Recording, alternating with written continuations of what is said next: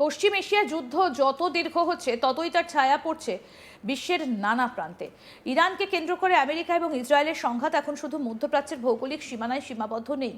Europe, উত্তর আমেরিকার সব জায়গাতেই নিরাপত্তা নিয়ে নতুন করে উদ্বেগ তৈরি হচ্ছে। এই পরিস্থিতিতে কানাডার টরন্টো শহরে আমেরিকার কনসুলেট গুলি চালনার ঘটনা নতুন আতঙ্ক তৈরি করেছে। তদন্ত এখনো প্রাথমিক পর্যায়ে থাকলেও অনেকেরই আশঙ্কা এটা হয়তো আন্তর্জাতিক রাজনীতির বৃহত্তর সংঘাতেরই প্রতিফলন।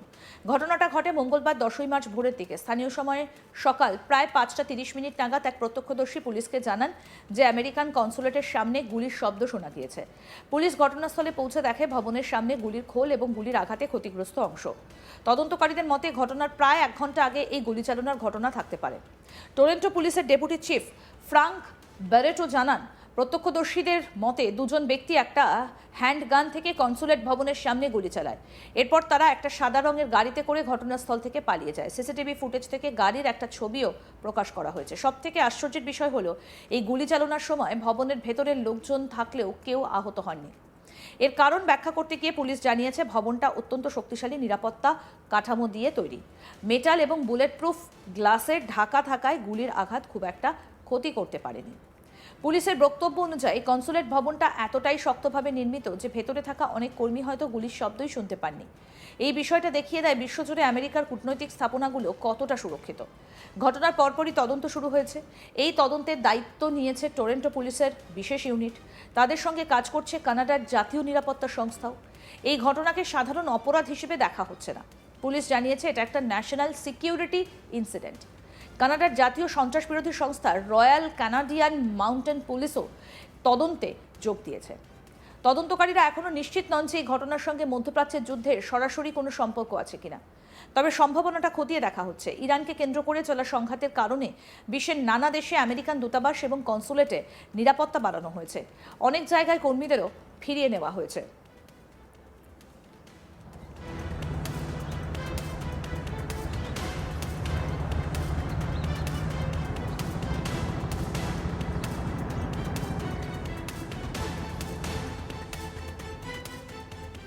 টরন্টোর ঘটনার কয়েকদিন আগেই ওসলো শহরে আমেরিকান দূতাবাসে বিস্ফোরণের ঘটনা ঘটে। সেই ঘটনার পর থেকেই নিরাপত্তা বাড়ানো হয়েছিল।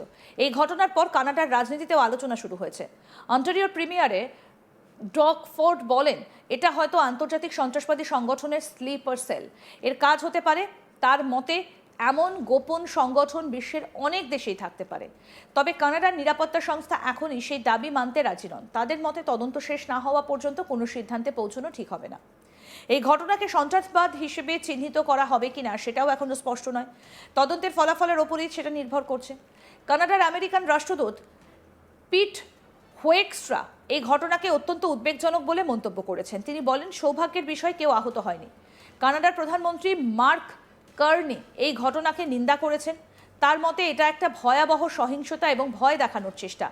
এই ঘটনার পর কানাডা জুড়ে আমেরিকা এবং ইসরায়েলি দূতাবাসের নিরাপত্তা বাড়ানো হচ্ছে। বিশেষ করে অটোয়া এবং টরন্টোতে অতিরিক্ত পুলিশ মোতায়েন করা হয়েছে। পুলিশের মতে বর্তমান আন্তর্জাতিক পরিস্থিতিতে এই দুই দেশের কূটনৈতিক মিশন সবচেয়ে বেশি ঝুঁকিতে রয়েছে। এই ঘটনা আবার দেখিয়ে দিল যে আধুনিক যুদ্ধ শুধুমাত্র যুদ্ধক্ষেত্রে সীমাবদ্ধ থাকে না। আজকের বিশ্বে একটা আঞ্চলিক সংঘাত সহজেই আন্তর্জাতিক নিরাপত্তার সংকটে পরিণত হতে পারে। মধ্যপ্রাচ্যের সংঘাতের প্রভাব অনেক সময় প্রবাসী সমাজেও পড়ে। বিভিন্ন দেশের মানুষ তাদের নিজ নিজ রাজনৈতিক অবস্থান অনুযায়ী প্রতিক্রিয়া দেখায়। এই পরিস্থিতিতে গোয়েন্দা সংস্থাগুলোর ভূমিকা অত্যন্ত গুরুত্বপূর্ণ হয়ে উঠেছে। তাদের কাজ শুধু হামলা ঠেকানো নয়, সম্ভাব্য ষড়যন্ত্র আগেই শনাক্ত করা। এই তদন্তে কানাডা এবং আমেরিকার মধ্যে ঘনিষ্ঠ সহযোগিতা চলছে। আমেরিকার তদন্তকারী সংস্থা ফেডারেল ব্যুরো অফ ইনভেস্টিগেশনের সঙ্গেও যোগাযোগ রাখা হয়েছে। এই ধরনের ঘটনার পর সাধারণত নিরাপত্তা ব্যবস্থা আরও কঠোর হয়, কিন্তু তার সঙ্গে ব্যক্তিগত স্বাধীনতার ভারসাম্য বজায় রাখাও জরুরি। বিশেষজ্ঞদের মতে যদি মধ্যপ্রাচ্যের যুদ্ধ দীর্ঘস্থায়ী হয় তাহলে বিশ্বের বিভিন্ন জায়গায় এর প্রতিক্রিয়া দেখা যেতে পারে।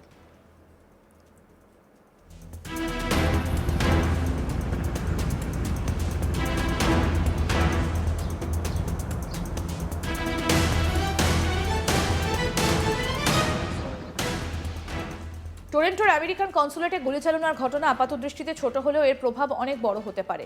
এটা দেখিয়ে দিয়েছে যে বর্তমান বিশ্বে আন্তর্জাতিক সংঘাতের ঢেউ কত দ্রুত বিভিন্ন দেশে ছড়িয়ে পড়তে পারে। তদন্ত শেষ হলে হয়তো পরিষ্কার হবে এটা নিছক অপরাধ নাকি আন্তর্জাতিক রাজনীতির গভীর কোনো ষড়যন্ত্রের অংশ। তবে আপাতত একটা বিষয় স্পষ্ট, ইরান যুদ্ধের প্রভাব এখন গোটা বিশ্বই অনুভব করছে।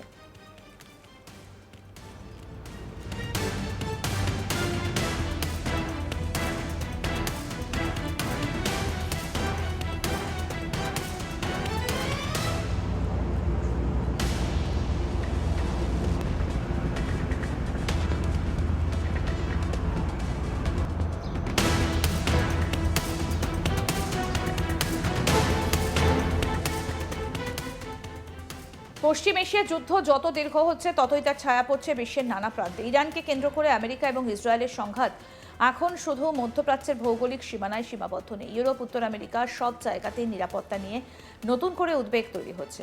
এই পরিস্থিতিতেই কানাডার টরেন্টো শহরে আমেরিকার কনসুলেট গুলি চালনার ঘটনা নতুন আতঙ্ক তৈরি করেছে। তদন্ত এখনও প্রাথমিক পর্যায়ে থাকলেও অনেকেরই আশঙ্কা এটা হয়তো আন্তর্জাতিক রাজনীতির বৃহত্তর সংঘাতেরই প্রতিফলন।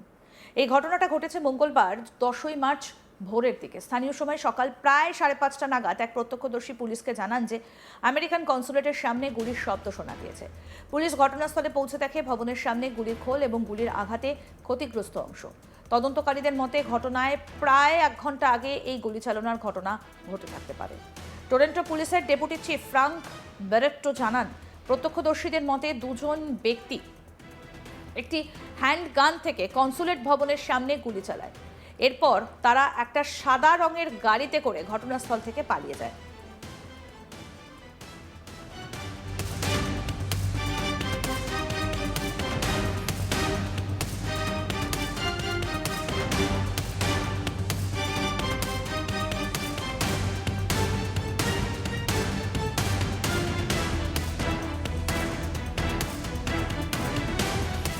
সিসিটিভি ফুটেজ থেকে গাড়ির একটা ছবিও প্রকাশ করা হয়েছে। সবথেকে আশ্চর্যের বিষয়, এই গুলি চালনার সময় ভবনের ভেতরের লোকজন থাকলেও কেউ আহত হননি। এর কারণ ব্যাখ্যা করতে গিয়ে পুলিশ জানিয়েছে, ভবনটা অত্যন্ত শক্তিশালী নিরাপত্তা কাঠামো দিয়ে তৈরি।